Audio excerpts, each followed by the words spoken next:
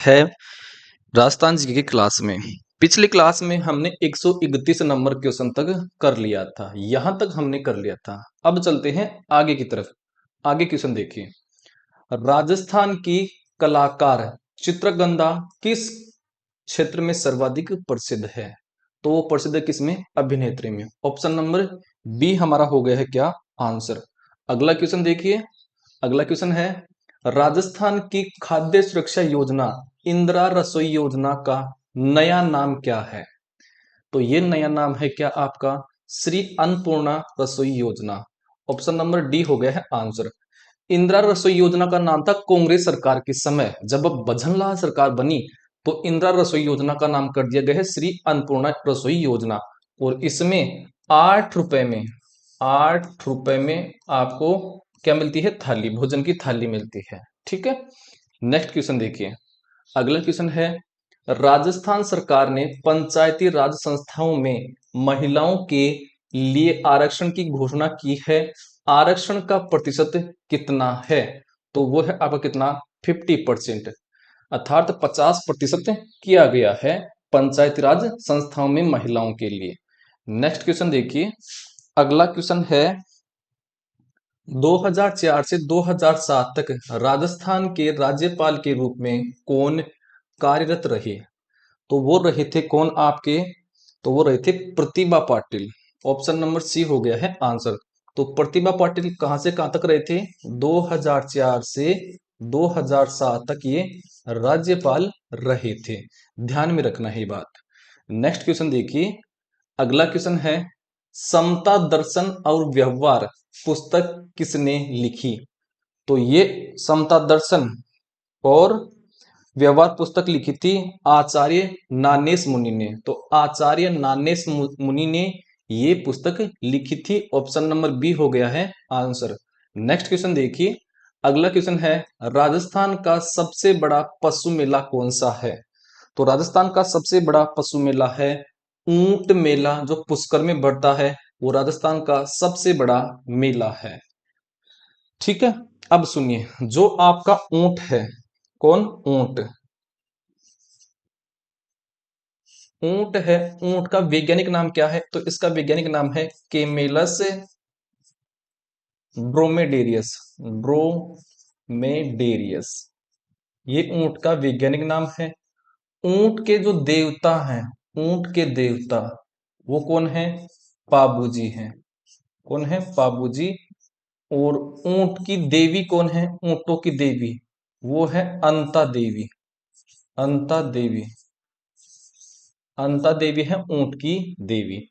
ठीक है। और ऊंट में ऊंट का एक रोग होता है, वो होता है सर्रा रोग। सर्रा रोग और या फिर तीव्रसा रोग। तीव्रसा रोग, ये ऊंट के दो रोग हैं। ठीक है। ऊंट का जो आभूषण होता है, ऊंट का आभूषण, ऊंट का आभूषण का क्या नाम है? गोरबंद। तो इसका आभूषण है गोरबंद आभूषण है। ठीक है। तो ये हो गए किसके बारे में? ऊंट के बारे में। और आपको ध्यान में रखना है राष्ट्रीय राष्ट्रीय ऊंट अनुसंधान केंद्र, अनुसंधान केंद्र ये कहां पर है? तो ये आपके बीकानेर में है। ठीक है। अब चलिए आगे की तरफ। आगे हमारे पास क्वेश्चन है राष्ट्रीय उष्ण अनुसंधान केंद्र कहां पर स्थित है? तो वो आपका कहां पर स्थित है? बीकानेर में। ऑप्शन नंबर सी हो गया हमारे पास आंसर। और ऊंट का वैज्ञानिक नाम क्या है? केमेलस ड्रोमेडेरियस है। माउंट आबू है, माउंट आबू में क्या है? माउंट आबू में आपकी नक्की झील है। कौन सी झील है? नक्की झील है। उदयपुर में कौन सी झील है? तो उदयपुर में कई झील है, इसलिए उदयपुर कहा जाता है झीलों की नगरी। तो उदयपुर कहा जाता है झीलों की नगरी।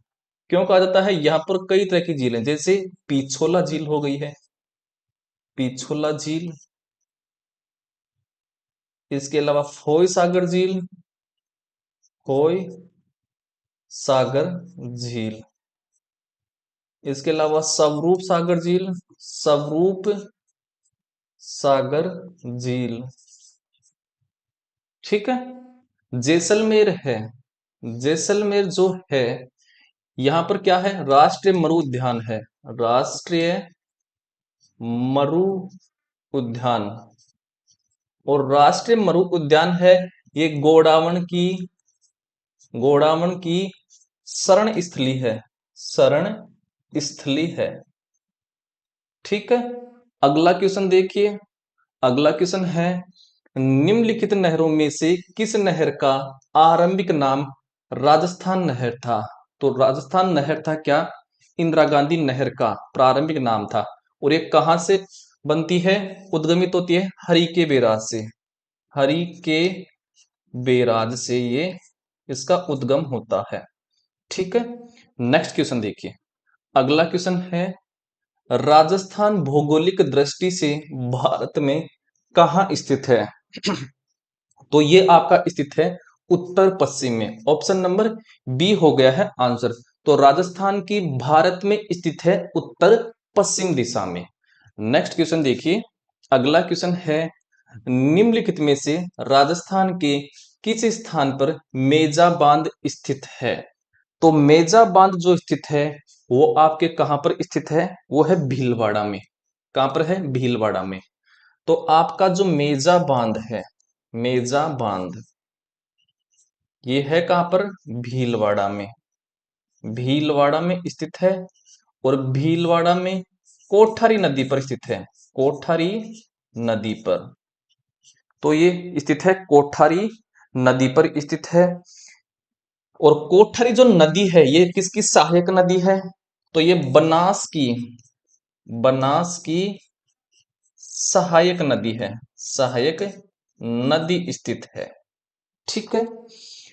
कोटा है, कोटा जो है वो 2011 की जनगणना के अनुसार ये साक्ष यहां पर सबसे अधिक साक्षरता दर है, सबसे अधिक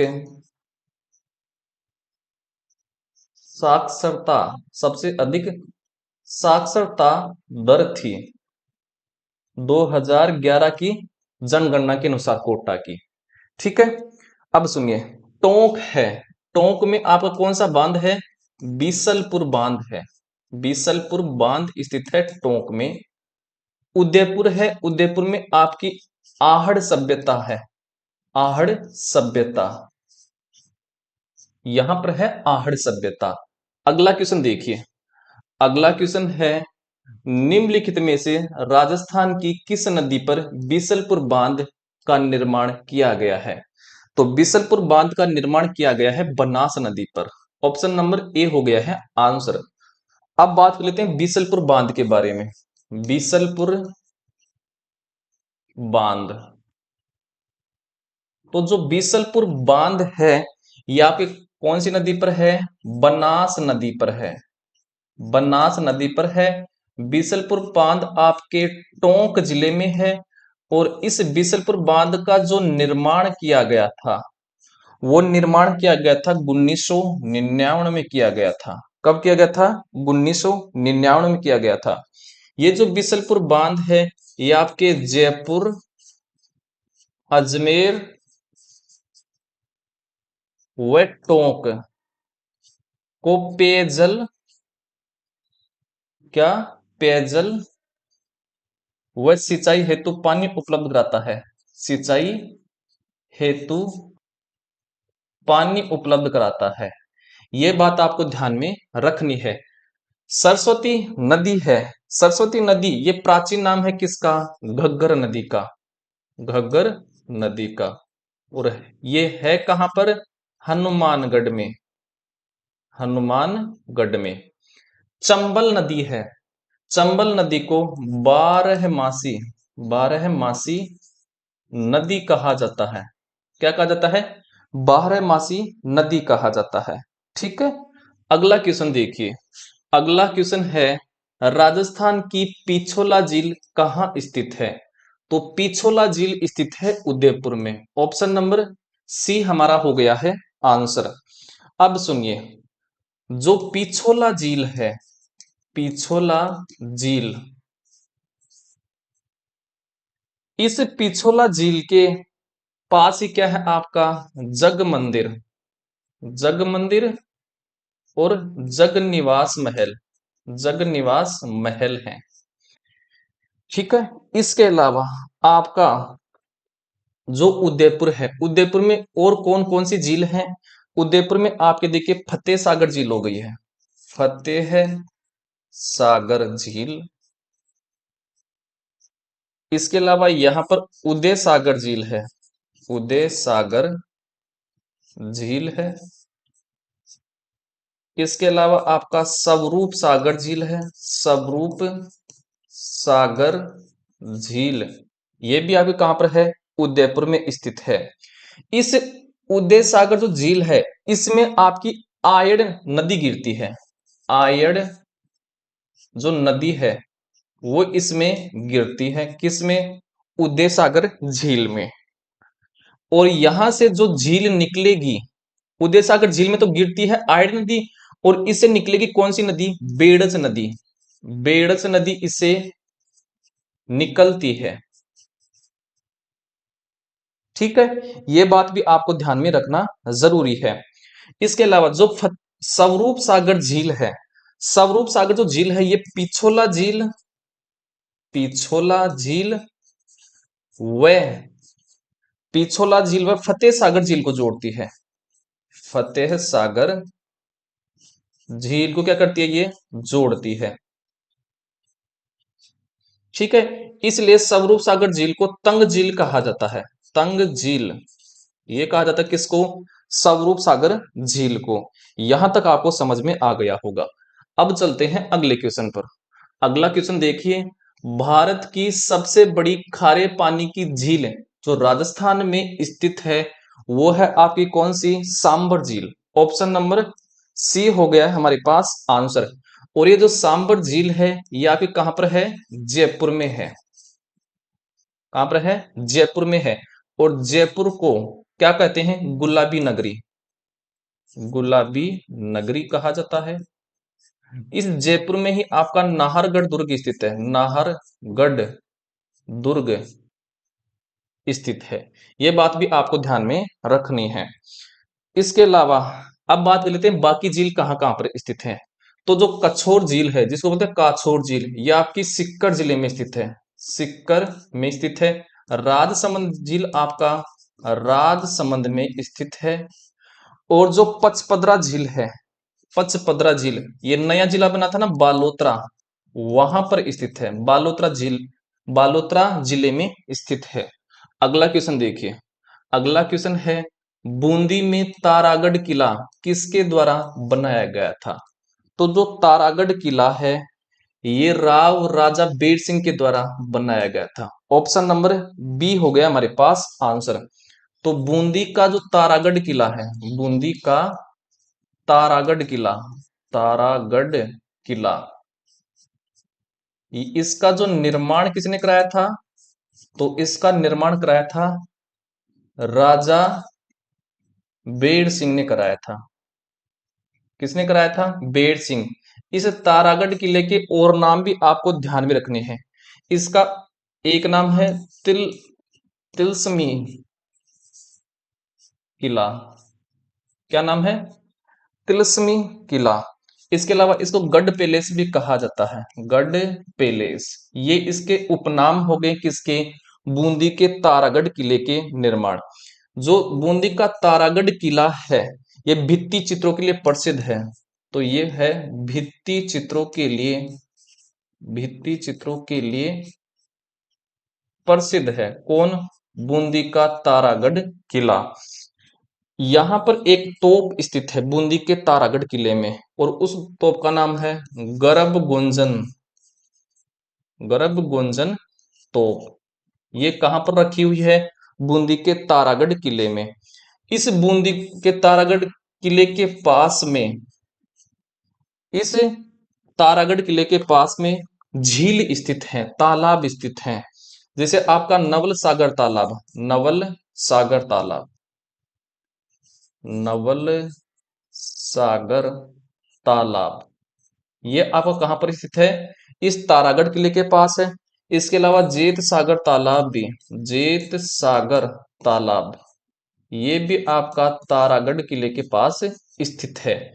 ये बात आपको ध्यान में रखनी है बूंदी के तारागढ़ किले के बारे में। ठीक है, अगला क्वेश्चन देखो। अगला क्वेश्चन है, सूची प्रथम को सूची सेकंड के साथ मिलान हमें करना है। एक तरफ व्यक्ति दे रखा है और दूसरी तरफ इनके कार्य क्षेत्र दे रखे हैं। पहला है यहां पर कोमल कोठारी।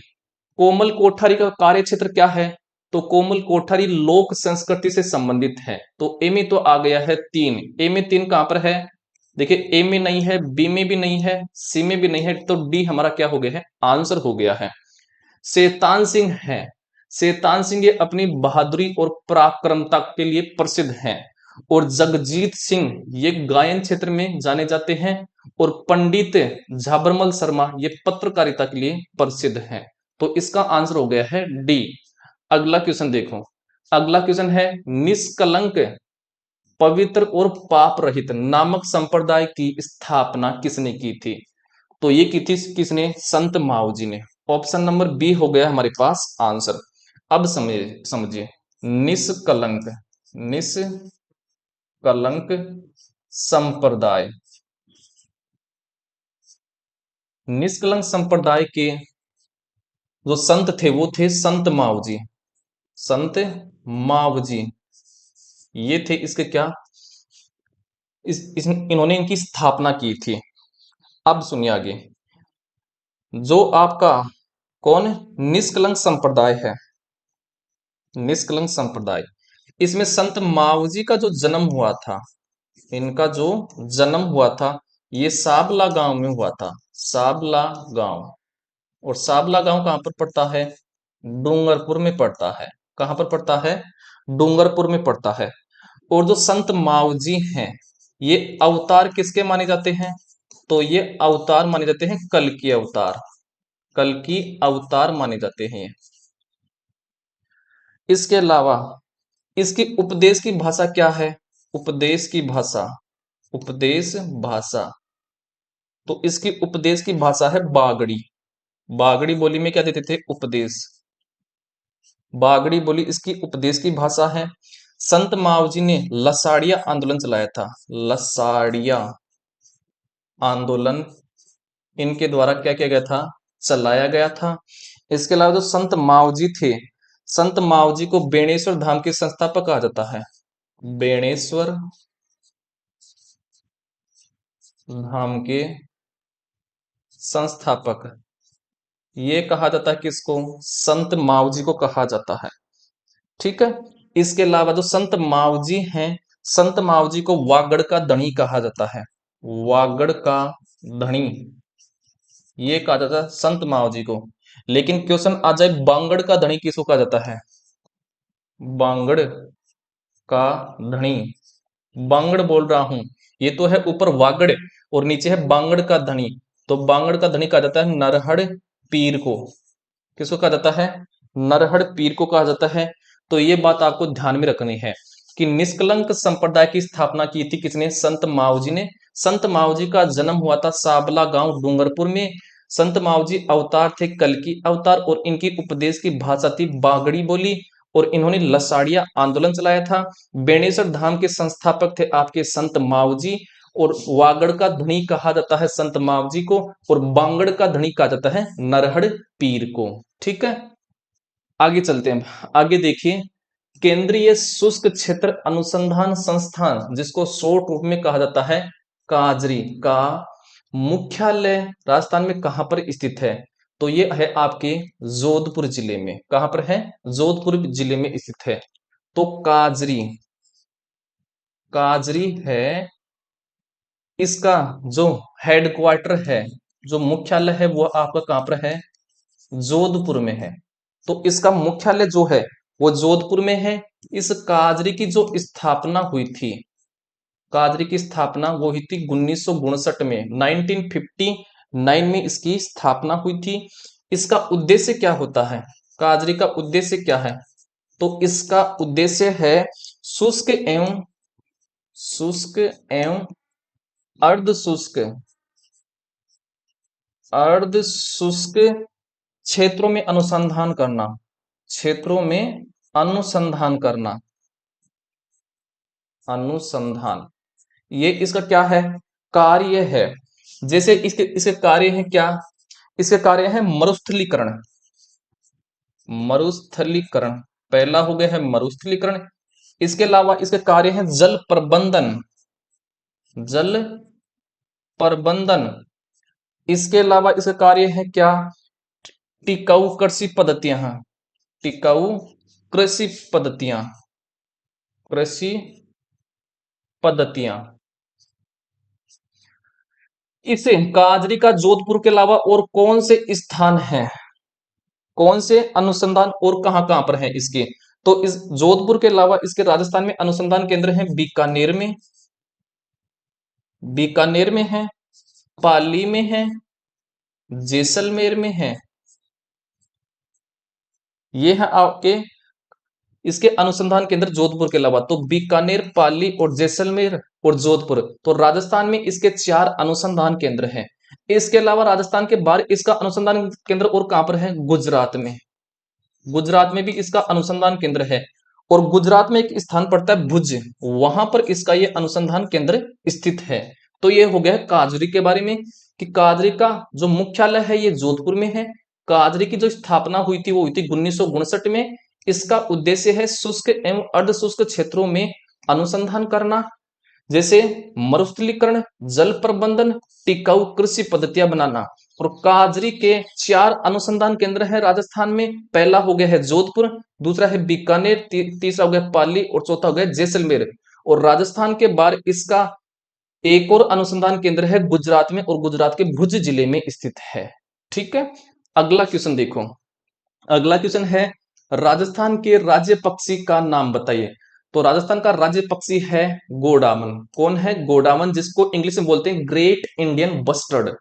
अब बात कर लेता हूं मैं क्या, गोडावन के बारे में। गोडावन,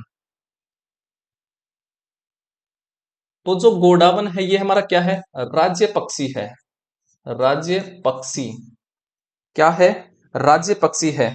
और इसको राज्य पक्षी का दर्जा मिला कब था, तो ये मिला था 21 मई 1981 को इसको राज्य पक्षी का दर्जा मिला था।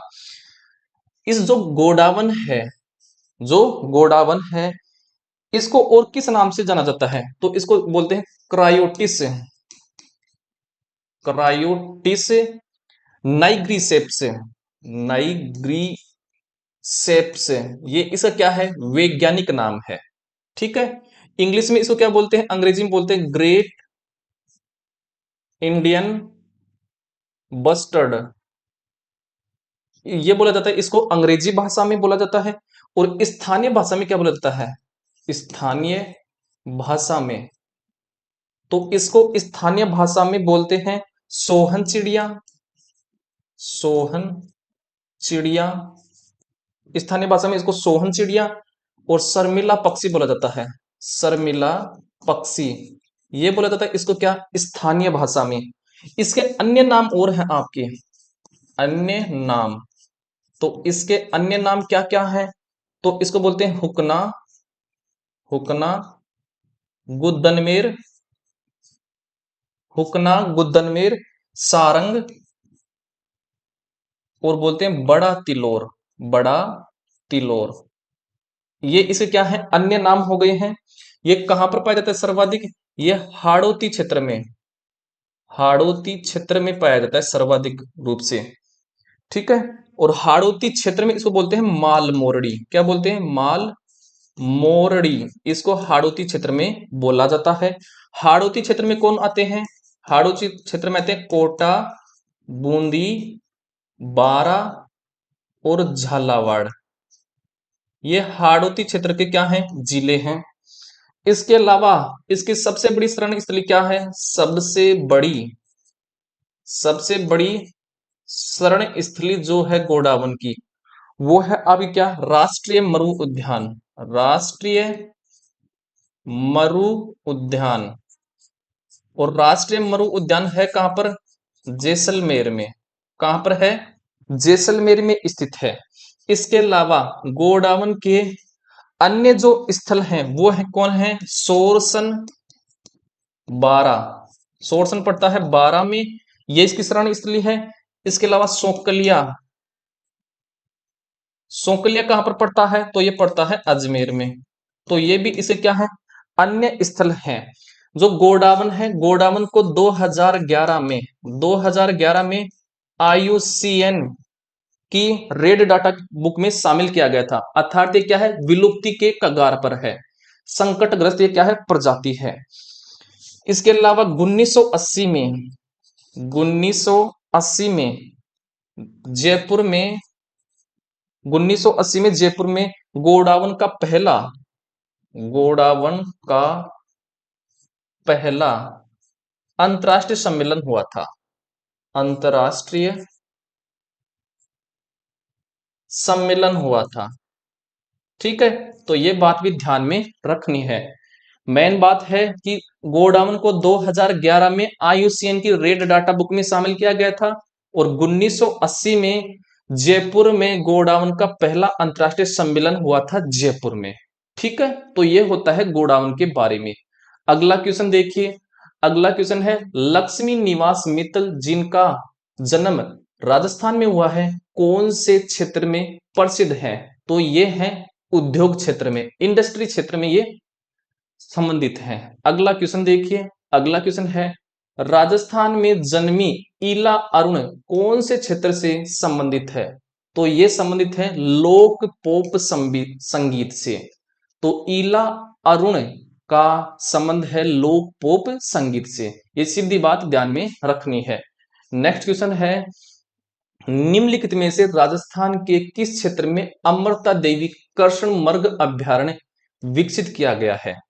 तो अमृता देवी कृष्ण मृग जो अभ्यारण्य है, यह आपके विकसित किया गया है जोधपुर में। कहां पर किया गया है? जोधपुर में। और जोधपुर में आप कौन सा किला है? तो जोधपुर में आपका है आपका है मेहरानगढ़ किला। मेहरानगढ़ किला। और किस पहाड़ी पर है ये मेहरानगढ़ किला? चिड़िया टूक पहाड़ी पर। चिड़िया टूक पहाड़ी पर स्थित है ये मेहरानगढ़ किला, ध्यान में रखना है। और इसके अलावा यहीं पर ही अमृता देवी कृष्ण मृग अभ्यारण्य भी जोधपुर में स्थित है। अगले क्वेश्चन की तरफ हम प्रस्थान कर लेते हैं। अगला क्वेश्चन है, निम्नलिखित में से पलाश वन राजस्थान के किस क्षेत्र में नहीं पाए जाते हैं? तो जो पलाश के जो वन हैं, पलाश के जो वन हैं, आपके देखिए अलवर क्षेत्र में भी है, अजमेर में भी पाए जाते हैं, उदयपुर में भी पाए जाते हैं, लेकिन आपका जैसलमेर में नहीं पाए जाते हैं।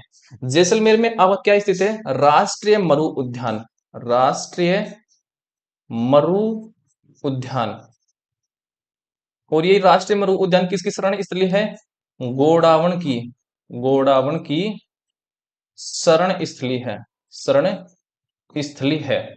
जो प्लास का जो वन होता है, इसको जंगल की आग कहा जाता है। जंगल की आग, ये कहा जाता है प्लास के वन को। प्लास के वन पाए कहां कहां पाए जाते हैं? जो जो प्लास वन है, ये कहां कहां पर पाए जाते हैं, मतलब कौन कौन से जिलों में पाए जाते हैं? तो 3 जिले तो यहां पर दे रखे हैं, तो अलवर, अजमेर और उदयपुर, यहां पर तो पाए जाते हैं। इसके अलावा आपको और बात ध्यान में रखनी है, सिरोही में भी ये पाए जाते हैं। सिरोही में पाए जाते हैं, पाली में पाए जाते हैं। इसके अलावा राजसमंद में पाए जाते हैं और चित्तौड़गढ़ में भी ये पाए जाते हैं। यह बात आपको ध्यान में रखनी है। तो प्लास के वन अलवर, अजमेर, उदयपुर, सिरोही, पाली, राजसमंद और चित्तौड़गढ़ में पाए जाते हैं। और पलाश के वन को जंगल की आग कहा जाता है, अर्थात जंगल की ज्वाला कहा जाता है। अगला क्वेश्चन देखिए। अगला क्वेश्चन है, शीत ऋतु में राजस्थान में होने वाली वर्षा को कहा जाता है? ये एकदम सरल क्वेश्चन है, ये कहा जाता है मावठ। तो सर्दियों में होने वाली जो बारिश होती है उसको मावठ कहा जाता है। अगला क्वेश्चन देखिए। अगला क्वेश्चन है, मत्स्य महाजनपद की राजधानी थी? तो मत्स्य महाजनपद की राजधानी थी विराटनगर। ऑप्शन नंबर ए हो गया है आंसर।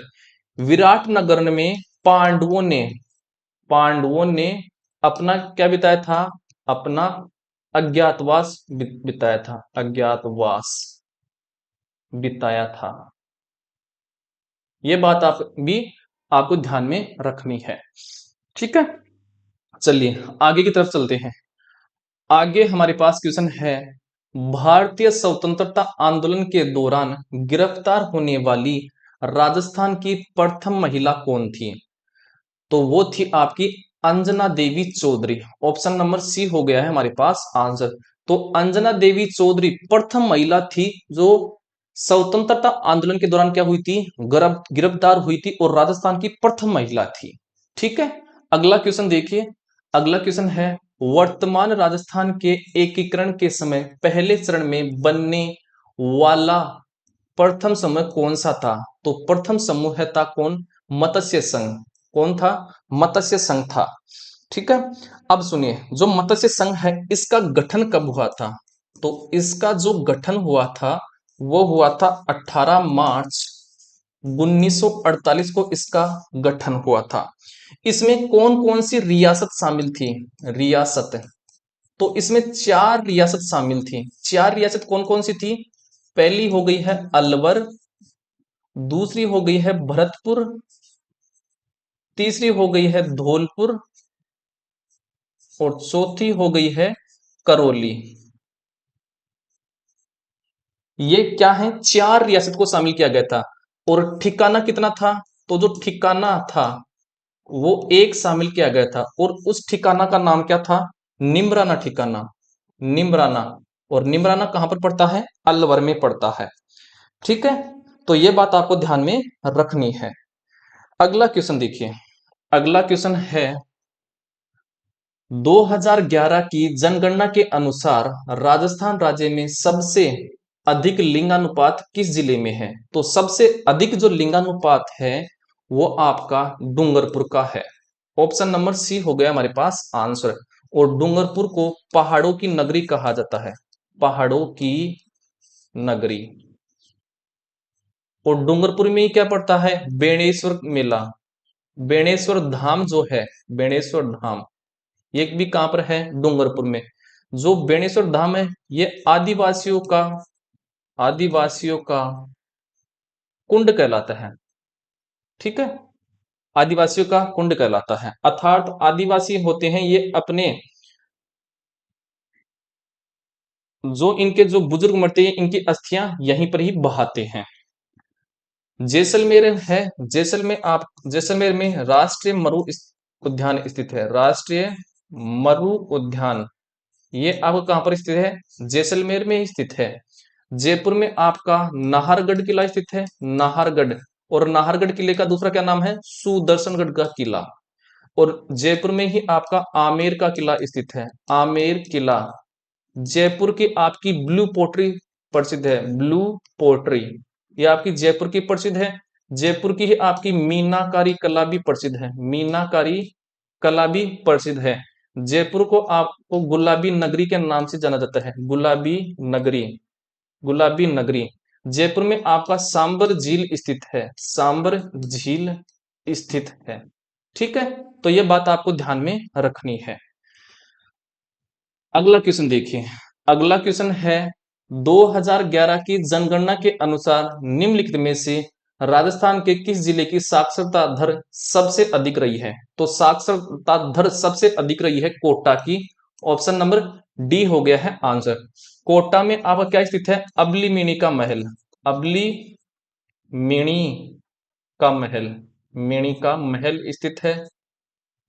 चूरू में आपका ताल छापर अभ्यारण्य स्थित है। ताल छापर अभ्यारण्य ये आपका कहां पर स्थित है? चूरू में। टोंक में आपका बीसलपुर बांध स्थित है। बीसलपुर बांध।